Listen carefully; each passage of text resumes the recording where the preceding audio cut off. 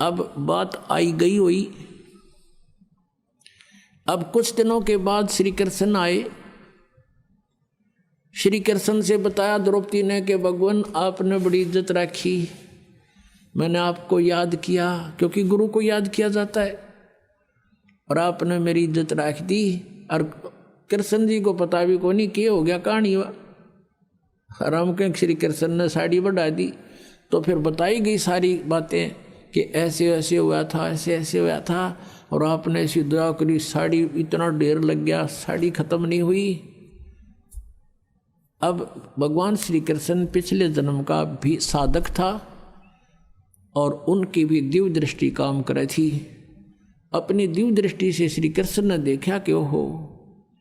तो द्रौपदी ने पूछा कि गुरुवर मुझे किस पुण्य का फल मिला ये। तब श्री कृष्ण ने अपनी दूरबीन से देखा, दिव्य दृष्टि से देखा, उसके प्रारब्ध में झांक के। ये तो आम आदमी देख लेते थे, पहले इतनी अच्छी आत्मा होती थी। जैसे कहते हैं धृतराष्ट्र ने ऐसे, कोई कथा फिर बताएंगे, प्रसंग बदल जाएगा। तो अब उसने देखा कि द्रौपदी तूने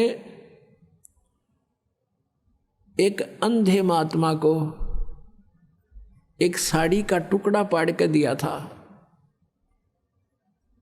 और उस अंधे को दिया हुआ दान तेरा यूं फल गया, उसका प्रतिफल है ये। तब उसको याद आया को तेरे की। अब पुण्यात्माओं देखो बात कहाँ से ध्यान देना।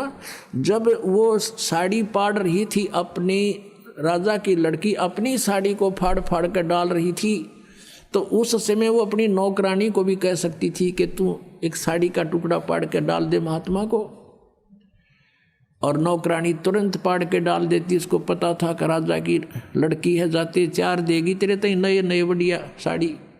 लेकिन नहीं, इतना ज्ञान दिया जाता था बच्चों को कि मैं जो रोटी खाऊंगा मेरा पेट भरेगा, मैं दान करूंगी तो मुझे मिलेगा। उसको इतना भी मालूम था।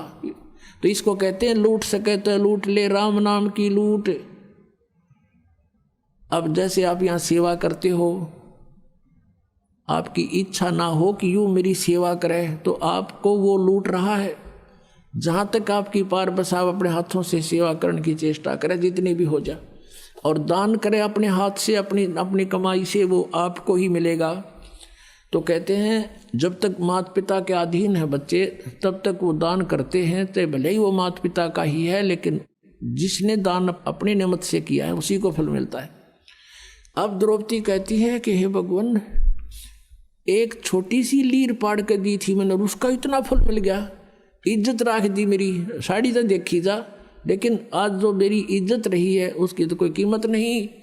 तब कहते हैं कि एक लीर के कारण मेरे हो गए चीर अपार, जब मैं पहले जानती तो सबके में देती वार। इसे महापुरुष को और एक इतना दान करने से आज मेरी इतनी इज्जत रही है। यदि मुझे पहले पता लग जाता तो ना जाने क्या न्यौछावर कर देती उस महापुरुष के लिए। तो पुण्यात्माओं, परमात्मा को पता था कि इसका और कोई ऐसा संस्कार नहीं है जहाँ उस समय इसकी रक्षा हो सके। नाम इसने ले नहीं रखा, क्योंकि रानी बन गई, अंडी पाकेगी। और जब दुर्गति होगी, जब भगवान याद आता है, तो इसे दयालु है परमात्मा, ये पहले ही प्रबंध करा देते हैं। और कहते हैं गैल गैल लग गया फिर जब लग धरती आकाश।